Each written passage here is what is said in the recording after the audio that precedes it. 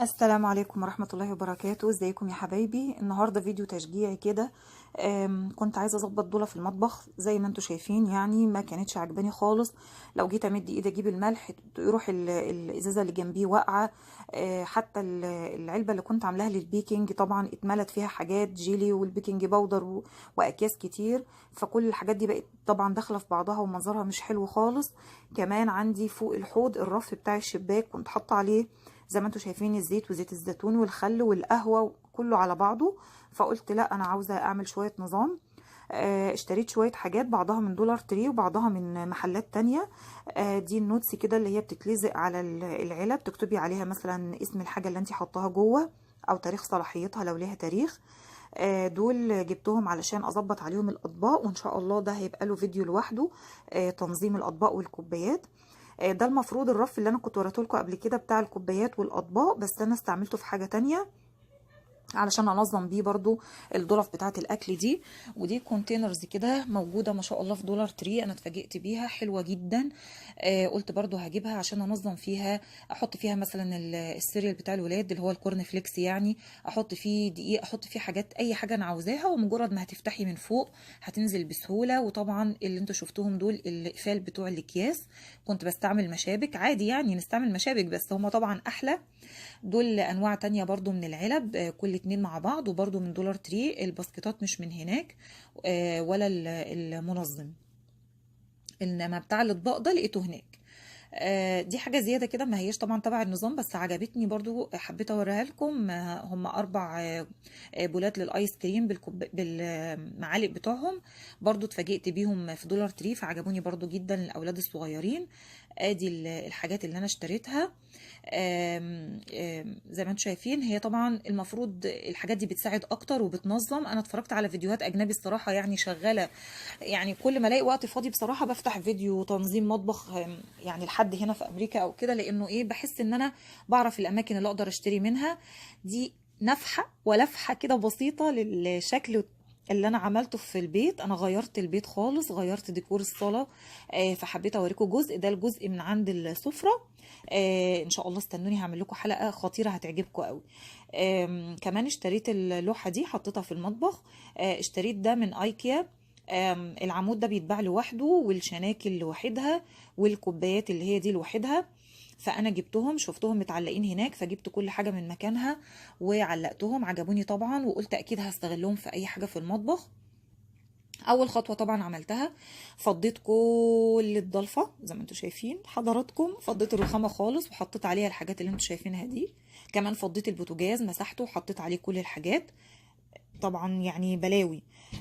هنبدأ أول حاجة إن احنا طبعا نمسح مع بعضينا، يعني نغسل الخشب ده. عايزة أقول لكم إن الجزء الأبيض اللي انتوا شايفينه ده ما هوش خشب، ده لزق، زي ما يكون مشمع كده، صاحبة البيت لزقاه، يعني حاجة كده ضعيفة جدا وممكن تتشال بسهولة. غسلتها طبعا كويس ونشفتها، وبعدين باللايسول بتاعي ده ما بستغناش عنه. ده معقم بيشيل كل البكتيريا. تقدري تنضفي بيه ترابيزات اكل الاولاد، المطبخ، الحمامات، الاحواض، اي حاجه. وبيترش، وميزته انه ما بيحتاجش انك انت تنشفيه لا بمنديل ولا باي شيء خالص. مجرد ان انت بترشيه دقيقه واحده خلاص، ما بتلاقيش اثر للرش ده، بس بيكون شال كل البكتيريا اللي موجوده في المكان. يبقى احنا كده نظفنا الظرف بتاعتنا خلاص. بنمسك بقى حاجه حاجه. انا بصيت لقيت عندي 4 علب للبقسماط، وكلهم نفس النوع تراديشنال، مفيش فيهم طعم، يعني 2 مقفولين و2 مفتوحين. طبعا قلت يعني المنظر مش مظبوط، وبتاخدي واحده وممكن تفتحي واحده والتانيه تكون مفتوحه اصلا وسايباها ورا. فحطيتهم في العلبه دي، وطبعا بتتفتح من فوق بسهوله جدا اهو زي ما انتم شايفين، واقدر اخد منها زي ما انا عاوزه. وطبعا ملك كانت بتساعدني، فهي اللي كتبت لي عليهم الايه، الحاجه يعني. فهنا كتبنا بقسماط. بالنسبه مثلا لعلبه الفشار، اتفاجئت ان البتاعه كبيره جدا، وما كانش فيها غير الشويه اللي انتوا شايفينهم دول، وطبعا واخده مكان. ففضيتها في علبه من علب الصلصه. عشان كده عاوزه اقول لكم مش لازم يعني تشتروا وتقعدوا تقولوا مثلا ام ملك بتجيب حاجات ولا بتاع، لا عادي، علبه صلصه، علبه اي حاجه عندك حط فيها وتكتبي عليها بس. كان عندي بقى كذا علبه بلاستيك ما كانش ليهم غطا، بلال كان كسر لهم الغطا فاستغلتهم زي ما انتم شايفين. علبه حطيت فيها المعلبات اللي هي بتتفتح يعني كده عارفين، تونه، الصلصه، المشروم، حمص، كل دول حطيتهم في علبه لوحدهم. فطبعا بسهوله جدا هقدر ان انا اشد العلبه واخد منها اللي انا عاوزاه. وده شكلها في الضلفة، حطيتها بالعرض بطريقة انه كل الانواع باينالي، يعني انا كده عرفت ان حاطه حمص وصلصة ومشروم وتونة. تمام. علبة تانية برضو من العلب اللي غطاها اتكسر، حطيت فيها زبدة الفول السوداني. برضو حطيتهم مع بعض علشان تقدري انك تشدي وتاخدي اللي انت عاوزاه. ده كان زبيب، واحدة كانت مفتوحة والتانية مقفولة. هفضيه برضو في كونتينر كده صغير واحد، وكتبنا عليه زبيب. وطبعا كده هيبقى اسهل لك انك انت تشيلي وتفتحي وتاخدي اللي انت عاوزاه وتغطيه تاني، وهم ما شاء الله محكمين يعني. فاكرين انتوا طبعا بقى الدقيق والسكر زمان كنت انا قلت لكم حطاهم في علبه لبان وعلبه ايس كريم، طبعا ده عادي استغلتهم، بس انا الحمد لله جبت كونتينرز كده شفافه شكلها افضل. حطيت فيها الدقيق بالمكيال بتاعه، وحطيت كمان السكر وكتبت عليهم زي ما انتم شايفين. وطبعا خلاص اتخلصت من العلب الملونه دي، والعلب الكبيره دي بتاعه السكر والدقيق حطيتها في خزنه من خزانات المطبخ من تحت. ما بقتش احطهم على الدراير ولا حاجه، فطبعا ما اصبحوش واخدين مكان. ده كان فول مدشوش برضو عندي، كان محطوط في كيسه لانه كان جاي سايب، فطبعا حطيته برضو في علبة. لقيت كام علبة جيلي وكام علبة بودنج شوكولاتة، فبرضو قلت انا هحطهم في علبة منفصلة. دي برضو العلبة دي ما شاء الله حلوة ومحكمة الغلق جميلة جدا، ولقيتها برضو عند دولار تري. بتتفتح زي ما انتم شايفين بالشكل ده كده. فقلت برضو هحط فيها ايه، الجيلي، الشوكولاتة، البودنج، الحاجات اللي زي دي، وابقى برضو عارفة مكانها. وده بار شوكولاتة في 92% كاكاو، ده بستعمله في اكلات الكيتو يعني. حطيتهم كلهم مع بعض بالشكل ده وقفلتهم، وبرضو بتكتبي عليها زي ما انتم شايفين كده، كتبنا جيلي وبودنج، وبنقدر ان احنا نسحبها في اي وقت خلاص، وبتبقى الحاجة شفافة، هي العلبة شفافة، وطبعا الحاجة جواها باينة بمنتهى السهولة.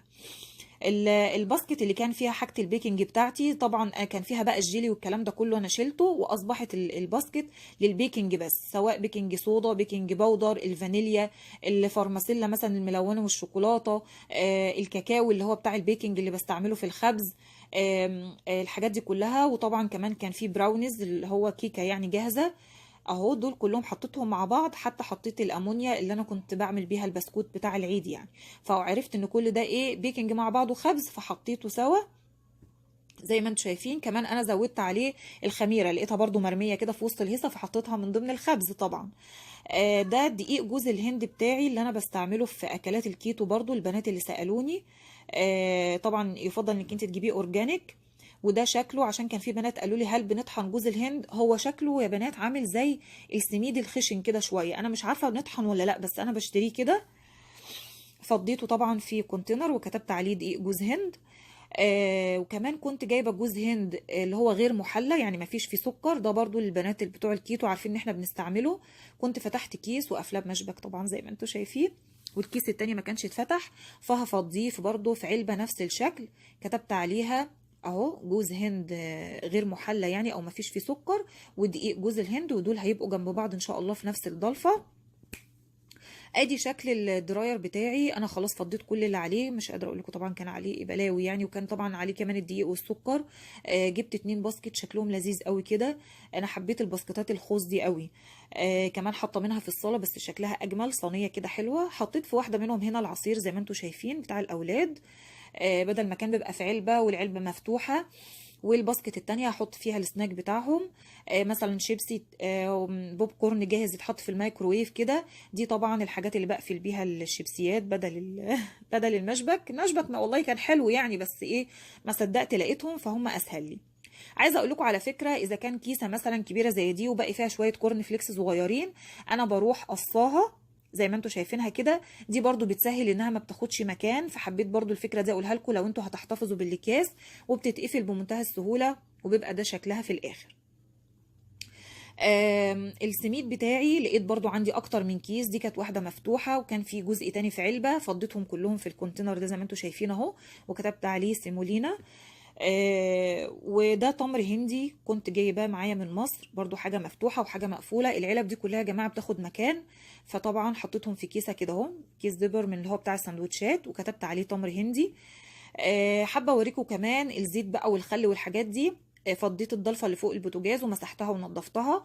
وده حاجه كده بيسموها ليزي سوزن هنا، اللي هي البتاعه الدواره دي، بس دي كانت بتاعه مايكروويف عندي انا استعملتها، بتلف زي ما انتم شايفين وبمنتهى السهوله بتجيب اللي انت عاوزاه. حطيت جنبيها المكرونه ولسان العصفور والطحينه اللي لسه مش مفتوحه. ادي المكرونه سباجيتي بقى والعاديه ولسان العصفور، يعني الحاجات اللي هي زي المكرونات كده، والنسكويك. وطبعا دي بتلف معايا بسهوله، اخد اللي انا عاوزاه. فطبعا الدنيا نضفت معايا جدا. ادي الشكل النهائي للضلفه بتاعتي. عملت الجزء الشمال هوريه لكم كده بالترتيب. ده جزء المشروبات بتاعي. استعملت الرف اهو زي ما انتم شايفين. حطيت تحت شاي الاخضر، حطيت فوق في طبق كده متقسم نصين. ده بقى عباره عن باكيتات نعناع وشاي وكامومايل، وحطيت التمر هندي. وادي التانج اللي جنبيهم فوق كمان، ده تانج برتقان. وادي القهوه، وادي الشاي في العلبة. فطبعا اصبح كده الجزء ده معروف انه بتاع المشروبات. بتشدي الطبق، بتشدي العلبة زي ما انت شايفة كده بسهولة. ده الكورن فليكس بتاع الاولاد اللي هم النوع اللي متعودين يفطروا بيه على طول. وادي البقسماط. وادي اخر حاجة طبعا السيمولينا زي ما انتوا كنتوا شفتوني بحطها. واللي جنبيها ده بقسماط تاني مش مفتوحة، فسبتها زي ما هي مقفولة. وبعدين في الاتنين كونتينرز دول حاطه طبعا جوز الهند بتاعي، وجنبيها دقيق جوز الهند. طبعا مجرد ان انت كاتبه المنظر طبعا حلو جدا وبيسهل عليكي خالص. من فوق حطيت بقى المعلبات زي ما انتوا شايفين اهو، باينالي طبعا جدا. وجنبيها حطيت البقوليات، عدس، الفول اللي انا بدمس اللي هو بدمسه، حمص ناشف، يعني الحاجات اللي هي البقوليات، عدس بجبه كده يعني. الناحيه التانيه من الضلفه حطيت الملح اللي هو لسه مش مستعملاه، لان انا عامله ضلفه تانية للتوابل بحط فيها الملح اللي مستعمل. وحطيت كمان مكعبات بتاعتي في علبه كده فاضيه، ووراها الفول. وهنا الاكياس بتاعتي، لان طبعا بستعملها كل يوم، باخد اكياس الزباله، اكياس سندوتشات كلها في كيسه واحده. وطلعت البيكنج بتاعتي فوق، لان طبعا مش كل يوم بخبز، فحطيتها فوق خالص. وطبعا هتبقى سهله، مجرد ان انت هتشدي العلبه كلها وهتاخدي اللي انت عاوزاه. فوق خالص جنب البيكنج حطيت العلبه اللي فيها الجيلي والبودنج بتاعتي زي ما انتوا شايفينها كده. وطبعا بشدها وباخد منها اللي انا عاوزاه بسهوله جدا. وحطيت كمان الزبيب، يعني الحاجات اللي انا نقدر نقول كده تسالي يعني. وحطيت الذره الفشار، وحطيت بتاع ده فول سوداني مملح، وجوز هند ده بتاع الاولاد، سيرب الشوكولاته. سيرب الشوكولاته طبعا محطوط جنب زبده الفول السوداني. يعني قلت احاول ان انا انظم الدنيا. طبعا انا كده حسيت انه اسهل لي الدنيا، راقت بعد المنظر الاولاني طبعا اللي انتوا شفتوه. كده في روقان اكتر، كده بتقدري تمدي ايدك تاخدي الحاجه لو انت مش واخده بالك حتى من اسمها، ولو ان طبعا يعني معروف ايه اللي جوه، بس بتشوفي الاسم بتعرفيها. فطبعا كده اسهل جدا. امد ايدي اخد العلبه وارجعها مكانها تاني. الاولاد برضو لو عايزين ياخدوا كورن فليكس او حاجه بمنتهى السهوله هتتفتح الغطا. آه تعبت واخدت وقت طويل بس اتسليت، وكنت مشغله راديو جنبي وبنتي بتكتب لي مش عارفه عليهم اتشجعوا يعني ان احنا بنغير الدنيا. بدل ما كنت تمدي ايدك مثلا تاخدي الملح تبصي تلاقي راحت الصلصه واقعه، لا انت دلوقتي بتشدي اهو كله وتدخليه مكانه تاني بمنتهى السهوله. معلش انا عندي دور برد فحاسه ان انا مخنفه معاكم. ده الشكل النهائي بتاع الدراير. ادي الباسكت اللي فيها العصير بتاع الاولاد. الباسكت التانية حطيت فيها السناكات السريعه خالص، شيبسيات، البوب كورن اللي بتحط في الميكروويف. وادي كيس مثلا كان مفتوح بقفله زي ما انتم شايفين كده بالباج كليب، ده برده كبير وبيتشال معايا بسهوله جدا. اي بارز اللي هي بتاعت اللي هم بياكلوها يعني وحلوياتهم حطيتها هنا. بقوا طبعا سهل بالنسبه لهم، بيمدوا ايدهم ياخدوا الحاجه اللي هم عاوزينها. طبعا الدراير راق خالص، ما كانش طبعا شكله كده. فطبعا دي حاجه بالنسبه لي اجمل واسهل للاولاد ان هم بيلاقوا الحاجه اللي هم عاوزينها. بالنسبه للباسكتات بتاعت ايكيا انا حطيت في النص كده يعني ورد كان موجود عندي. انا طبعا لسه هشتري يا بنات حاجات اجمل واحسن، انا حبيت بس اخلص نفسي في يوم واحد. حطيت الاقلام بتاعتي والستيكي نوتس، وحطيت الكليبسات اللي هي بتقفل الاكياس برضو، ولسه الاثنين الاخرى ما لهمش يعني حاجه، بس انا استغلتهم. ان شاء الله هشتري ورده اجمل، هشتري فازه حلوه يعني هظبط. بس دي فكره. الرخامه بتاعتي مسحتها ونضفتها خلاص بعد ما عينت كل حاجه. وعملت ركن القهوه لزوجي جنب الكاتل بتاعه الميه، لانه طبعا لازم الصبح القهوه، فحطيت له القهوه والمج بتاعه ده هو ما بيشربش غير فيه، وهو بيحط كاكاو خام علشان احنا بنعمل كيتو يعني، فحطيته له كده علشان يصحى الصبح. طبعا ما كانش موجود، علشان يتفاجئ بركن القهوه بتاعه بمنتهى السهوله. كمان حسيت الدنيا نضفت وبقت حلوه لما حاجات راقت. انا ما اقولكوش الزباله اللي انا طلعتها. صحيت الصبح الدنيا كانت لسه مظلمه في الشقه، بس النهار كان طالع بره، وحبيت اوريكم شكل الشباك بتاعي. حطيت فيه ورد، وحطيت المبخره، وحطيت فيه البتاع ده، الصابون اللي بستعمله لايدي، رايق طبعا خالص. عايزاكم كلكم تجربوا الافكار دي، واتمنى انها تكون نفعتكم وعجبتكم، واشوفكم ان شاء الله على الف خير. ما تنسوش لايك